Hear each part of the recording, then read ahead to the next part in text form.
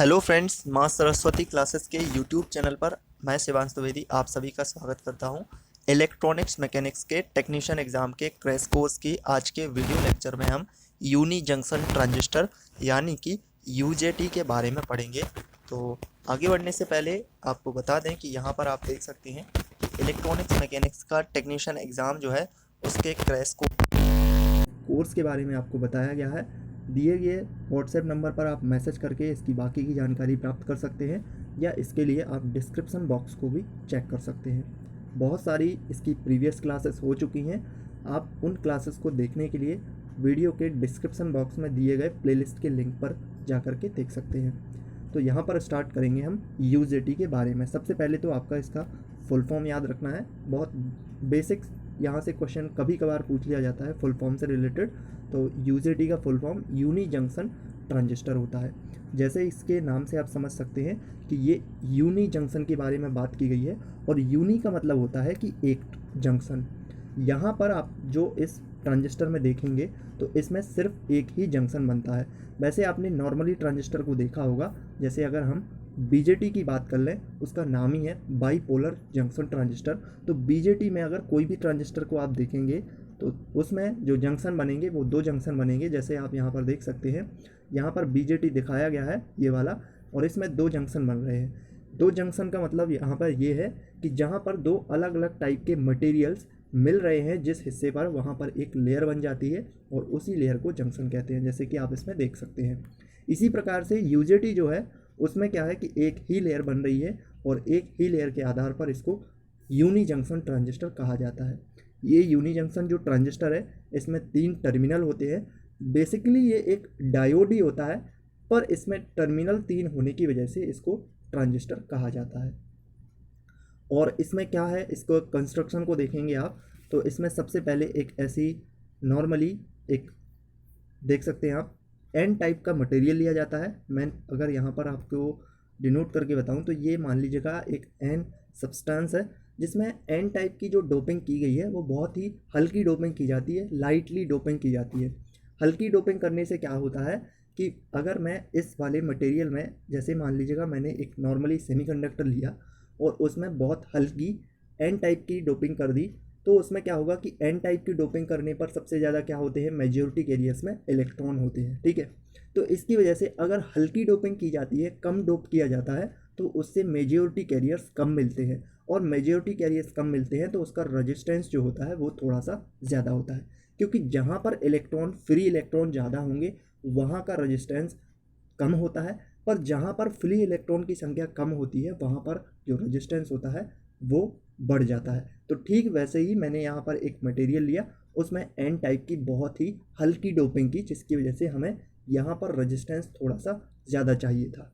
इसके बाद क्या किया कि एक पी टाइप का मटेरियल लिया और इसको यहाँ पर हल्के से पार्ट में डिफ्यूज़ कर दिया। डिफ्यूज़ करने का मतलब है कि एक पी टाइप के मटेरियल्स को जो हमारा ये एन सब्सटेंस था इसके अंदर थोड़ा सा डिफ्यूज़ कर दिया। इसके बाद क्या हुआ कि यहाँ पर ये हिस्सा कहलाया एमीटर, यहाँ पर ये वाला हिस्सा कहलाया बेस, और ये बेस B2 कहलाया। यहाँ पर नीचे जो बेस कहलाया वो B1 कहलाया। यहाँ पर ध्यान रखने वाली बात ये है कि जो हम यहाँ पर पी टाइप का मटेरियल डोप कर रहे हैं, सॉरी, यहाँ पर जो पी टाइप का मटेरियल डिफ्यूज़ कर रहे हैं वो मटेरियल थोड़ा सा ऊपर डिफ्यूज़ किया जाता है, कुछ इस तरीके से। अगर मैं इस डायग्राम को आपको फिर से यहाँ पर ड्रॉ करके दिखाऊँ तो आप इसको आसानी से समझ पाएंगे। मान लीजिएगा ये हमारा एन सब्सटेंस है सबसे पहले, ओके, ये एक हमारा एन सब्सटेंस है। इसके बाद मैंने यहाँ पर थोड़ा सा ऊपर पी टाइप का एक अलग से मटेरियल को डिफ्यूज़ किया है। ध्यान रखना है कि जो ये पी टाइप का मटेरियल है ये हाई डोप होता है, ये बहुत ज़्यादा हाईली डोप किया जाता है, और नीचे हमारा बेस B1 होता है और ऊपर होता है बेस B2। इस तरीके से जो ये वाला हिस्सा होगा यहाँ पर आप देख सकते हैं, यहाँ पर इसका रजिस्टेंस जो होगा वो थोड़ा सा हाई होगा और वेरिएबल होगा। वेरिएबल का मतलब कि उसको परिवर्तित किया जा सकता है हमारी वाइसिंग के आधार पर, वोल्टेज सोर्स के आधार पर। वो आपको थोड़ा सा आगे चल के इसकी वर्किंग में समझ में आएगा। तो यहाँ पर हमने एक यूनी जंक्शन ट्रांजिस्टर को बनाया। यहाँ पर पी टाइप के अलग से मटेरियल को डोप किया और उसको यहाँ पर डिफ्यूज़ कर दिया। ये B1 जंक्शन बन गया, सॉरी B1 टर्मिनल और ये B2 टर्मिनल। इसमें दो बेस होंगे, एक ये वाला बेस होगा और एक ये वाला बेस होगा और यहाँ पर ये एमीटर होगा। अगर इसके सिंबल की बात करें तो सिंबल बहुत ज़रूरी है, कई बार सिंबल पूछे जाते हैं। तो इसका सिंबल नॉर्मली ऐसे ही होता है जैसे आप यहाँ पर देख सकते हैं, क्योंकि इसमें जो करंट है वो एमीटर से इसके अंदर आती है, ठीक है, बेस B1 के अंदर आती है और ये थोड़ा सा यहाँ पर टर्न होता है। ये आप देख सकते हैं यहाँ पर ये इसको थोड़ा सा टर्न किया गया है और ये एरो यहाँ पर इस तरीके से बनाया गया है। ये दर्शाने की कोशिश कर रहा है कि जो एमीटर से करंट आ रही है वो बेस की ओर आ रही है, कुछ इस तरीके से। तो इसकी संरचना से संबंधित क्या क्वेश्चन आ सकते हैं? पहली बात तो आपको इसका ये पॉइंट याद रखना है कि इसमें जो एन सब्सटेंस है यानी कि जो एन मटेरियल है उसकी बहुत लाइट डोपिंग की जाती है, बहुत हल्की डोपिंग की जाती है।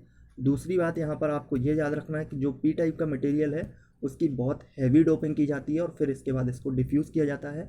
तीसरा पॉइंट याद रखना है कि इसमें जो B1 और B2 हैं वो इसके बेस होते हैं, यानी कि इसमें दो बेस होते हैं।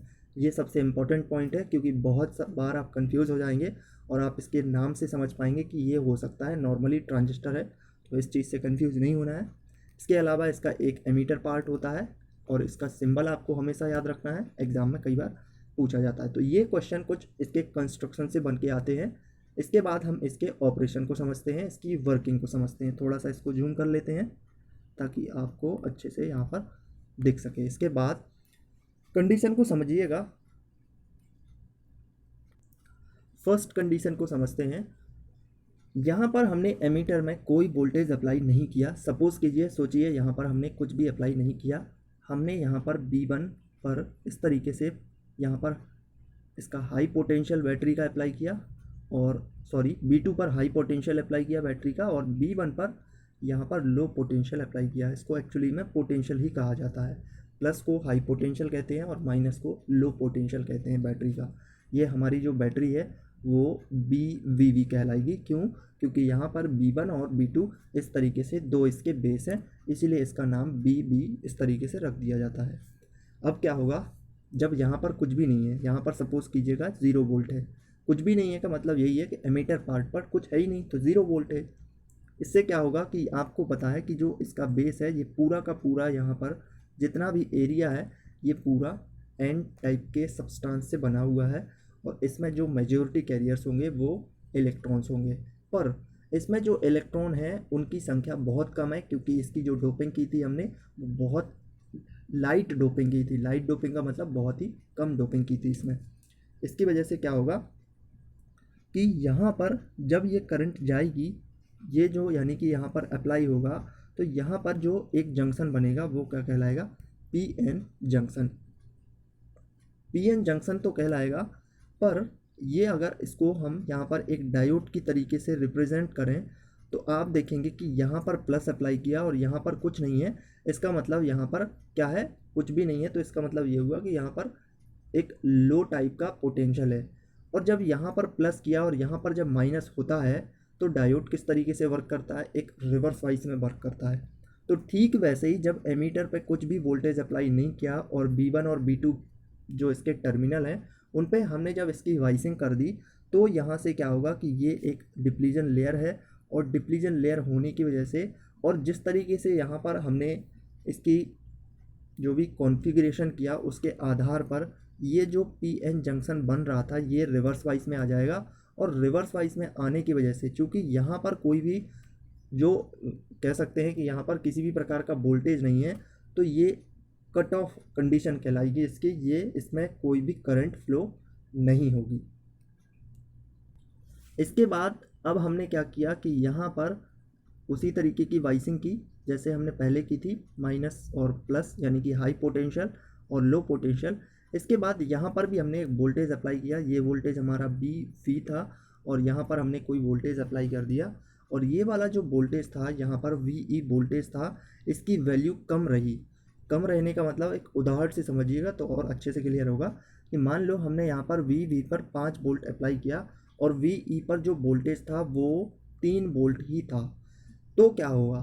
तो भी ये यहाँ पर रिवर्स वाइज में रहेगा और रिवर्स वाइज की रहने की वजह से अब चूँकि यहाँ पर वोल्टेज अप्लाई हो गया है तो थोड़ी बहुत जो लीकेज करंट है रिवर्स वाइज में थोड़ी बहुत माइनॉरिटी कैरियर्स की वजह से जो करंट फ्लो होती है तो वो करंट यहाँ पर थोड़ी सी फ्लो हो जाएगी, यानी कि एमीटर पार्ट पर एक हल्की सी करंट फ्लो हो जाएगी। और ये किस डायरेक्शन में जाएगी, यहाँ पर आप देख सकते हैं ये रिवर्स वाइज में जाएगी, बिकॉज ये थोड़ा सा इसका जो यहाँ पर जो वोल्टेज अप्लाई किया है एमीटर पार्ट पर वो बहुत कम वोल्टेज अप्लाई किया है।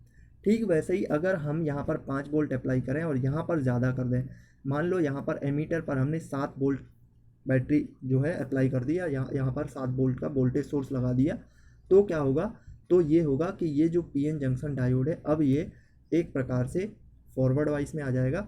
और ये जो कंडीशन थी पहले कि करंट कम फ्लो हो रही थी, अब फॉरवर्ड वाइज में आने की वजह से यहाँ पर बहुत ज़्यादा करंट फ्लो हो जाएगी। इस तरीके से इसने काम किया। इसके बाद अगर एमीटर पार्ट पे हमने नेगेटिव टर्मिनल अप्लाई कर दिया, जो भी बैटरी हमने अप्लाई की, अभी तो हम पॉजिटिव अप्लाई कर रहे थे क्योंकि इसको हमें फॉरवर्ड वाइज कंडीशन में लाना था, क्योंकि पी टाइप में जो भी आप कनेक्ट करते हैं वो एक पॉजिटिव टर्मिनल को कनेक्ट किया जाता है जब फॉरवर्ड वाइज बनाते हैं। लेकिन अगर हम इसमें इस तरीके से आप देख सकते हैं कि जब एमीटर टर्मिनल था, इस एमीटर टर्मिनल पर हमने नेगेटिव वोल्टेज अप्लाई कर दिया, नेगेटिव जो भी वोल्टेज है वो अप्लाई कर दिया, तो क्या होगा कि इस तरीके से नेगेटिव वोल्टेज जाने की वजह से ये जो पीएन जंक्शन है वो यहाँ पर एक प्रकार से नेगेटिव पल्स देगा और जो यूजेटी है वो बंद हो जाएगा, काम नहीं करेगा। तो इस प्रकार से इसकी वर्किंग थी कि सबसे पहले आपको ये देखना था कि कैसे ये वर्क करता था। थोड़ा सा इसके क्वेश्चन के स्ट्रक्चर को समझ लीजिएगा। पहली कंडीशन बेस्ड क्वेश्चन होंगे कि अगर यहाँ पर और यहाँ पर वोल्टेज अप्लाई करते हैं, एमीटर पर कोई वोल्टेज अप्लाई नहीं करते हैं, तो किस तरीके का बिहेव होगा। तो आपका यहाँ पर पीएन जंक्शन बन जाएगा और उसकी वजह से ये रिवर्स वाइज हो जाएगा और कोई करंट फ्लो नहीं होगी, यानी कि ये कट ऑफ कंडीशन कहलाएगी इसकी।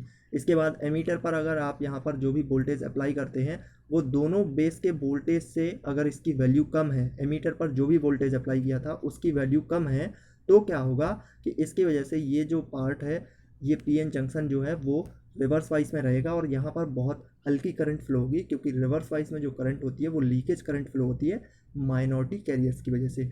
इसके बाद अगर हमने यहाँ पर जो वोल्टेज अप्लाई किया था इस बेस के पार्ट पर, इन दोनों बेसों के बीच, और वो वोल्टेज की वैल्यू एमीटर वोल्टेज से अगर यहाँ पर एमीटर वोल्टेज की वैल्यू ज़्यादा कर दी जाती है, यहाँ की कम रहती है, तो ये फॉरवर्ड वाइज कंडीशन रहती है और इसकी वजह से यहाँ पर करंट फ्लो होगा और बहुत ज़्यादा करंट फ्लो हो जाएगा, यानी कि एमीटर करंट जो होगा वो बहुत हाई कहलाएगा। तो इस तरीके की कंडीशन बेस्ड यहाँ पे क्वेश्चन आएंगे।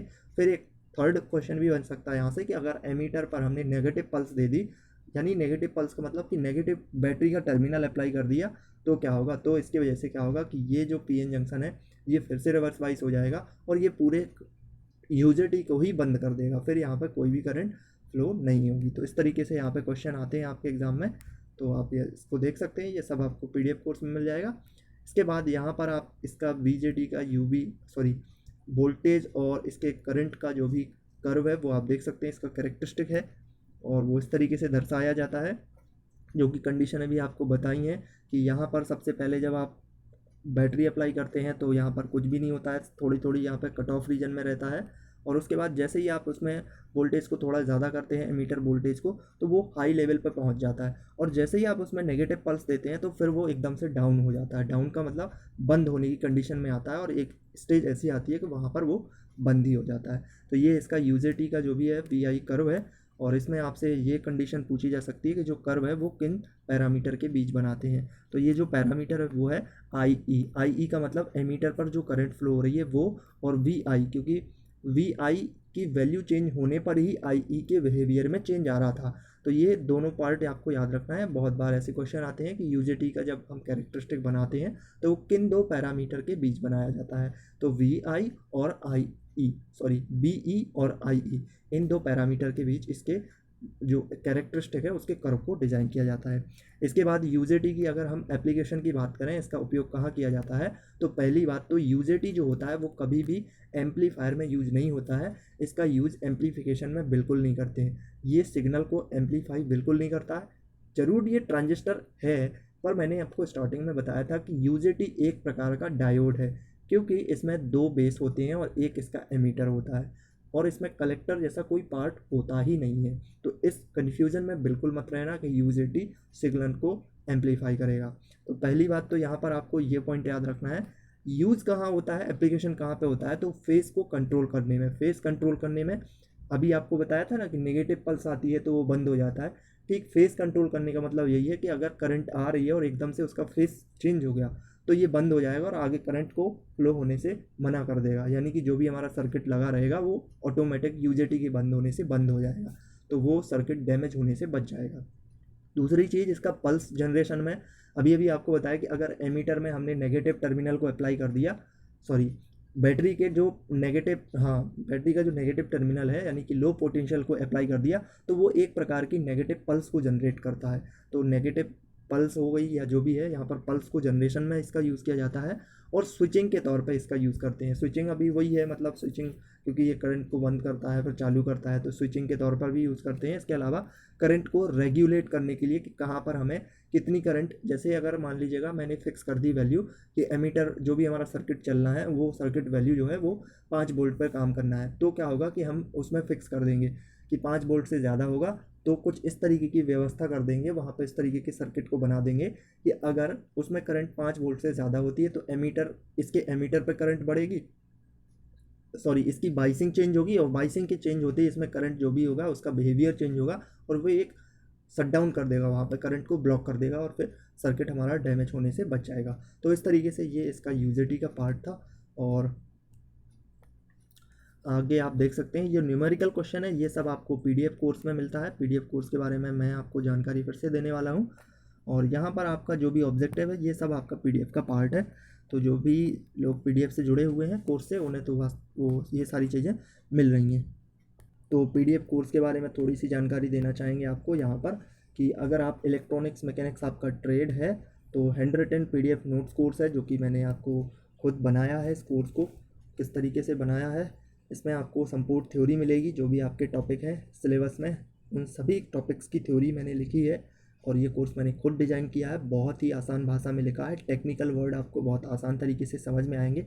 जो मैं आपको यहाँ पर एक्सप्लेन करता हूँ ठीक वैसे ही मैंने कोशिश की है कि वहाँ पर बहुत अच्छे से और क्लियरली आपको समझ आ पाए, टेक्निकल चीज़ों को आप समझ पाएँ। इसके अलावा इसमें क्वेश्चंस भी हैं, प्रीवियस क्वेश्चंस भी हैं इसके अलावा, और नए क्वेश्चन भी हैं जो भी आने की संभावना रहती है उस टाइप के। न्यूमेरिकल क्वेश्चन भी हैं, जैसे कि बहुत सारे टॉपिक से न्यूमेरिकल क्वेश्चन आजकल एग्जाम में पूछे जा रहे हैं, तो वो भी इसमें आपको मिलेगा। ये जो कोर्स है इसको आपको चार्ज पे करना होगा और जो भी चार्ज है, जो भी जानकारी है, पेमेंट कैसे करना है वो आप इस पर ले सकते हैं। बहुत ही कम चार्ज है, बहुत आसानी से आप इसको अफोर्ड कर सकते हैं। और ये व्हाट्सएप नंबर है, इस नंबर पर आपको मैसेज करना होगा, बाकी की जानकारी आपको यहीं से मिलेगी और पीडीएफ भी आपको इसी व्हाट्सएप के थ्रू प्राप्त होंगी। अगर आप चैनल पर नए हैं तो सब्सक्राइब जरूर करिएगा, नोटिफिकेशन बेल आइकन प्रेस कर दीजिएगा, वीडियो को लाइक करना और शेयर करना अपने फ्रेंड्स के साथ। So thank you for watching.